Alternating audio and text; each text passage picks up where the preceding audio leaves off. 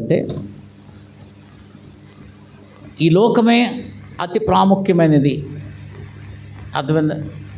ఇక్కడ బతకడమే అతి ప్రాముఖ్యమైన అంశము అనుకోండి.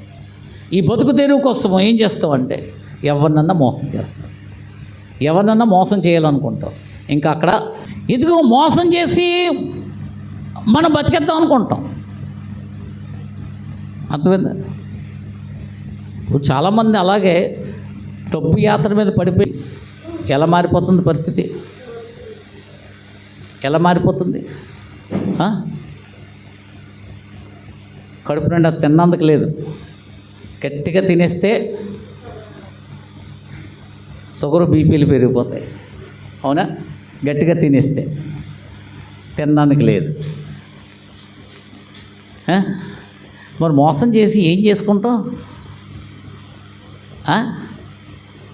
తృప్తి అంటే నీకున్న పిరికితనం, నీకున్న భయం ఏంటంటే ఈ డబ్బు ఉంటే నేను ఎలాగైనా బతికేస్తాను అనుకుంటున్నావు. అర్థమైందా? ఆ డబ్బే నీకు ఉరిగే తయారవుతుంది. నువ్వు డబ్బుని నమ్ముకుంటున్నావా, దేవుడిని నమ్ముకుంటున్నావా? ఎవరు నమ్ముకుంటున్నావు? నువ్వు డబ్బుని నమ్ముకుంటే ఆ డబ్బే నీకు ఉరిగే తయారవుతుంది. అష్షూరు రాజు తన అధికారము తనకున్న హిజ్కియా రాజ్యం మీద, యూదా రాజ్యం మీద దాడి చేయడానికి ప్రయత్నించినప్పుడు అతడు తిరిగి ఓడిపోయి తన దేవత గుడికి వెళ్ళిపోయి తల వంచి ప్రార్థన చేస్తున్నాడు. కన్న కొడుకు వచ్చి కత్తి పెట్టి తండ్రి తల నరికేశాడు. దేనికోసమమ్మా? అంటే పదవి అంటే ఇంకా సంపదే కదా, ఇంకా. అవునా? అంత సంపాదించి అన్ని దేశాలు, అన్ని రాజ్యాల్లో వాళ్ళని వీళ్ళని, అర్థమైందా, గర్వంగా అహంకారంగా మాట్లాడి దైవభక్తి లేకుండా, దేవుడంటే భయభక్తులు లేకుండా, దేవుడేంది విశ్వాసం లేకుండా గొప్పగా సంపాదించాడు. గొప్పగా సంపాదించి తిన్నందుకు ఉందా?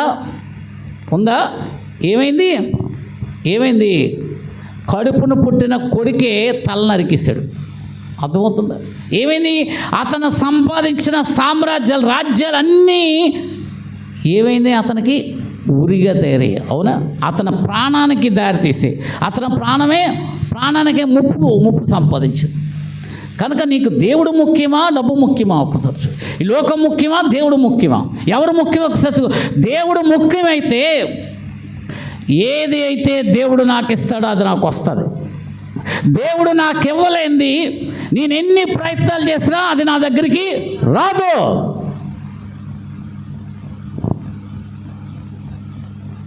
నమ్మినవాడు మాత్రమే దేవునిస్తూ, దేవుని నమ్మినవాడు మాత్రమే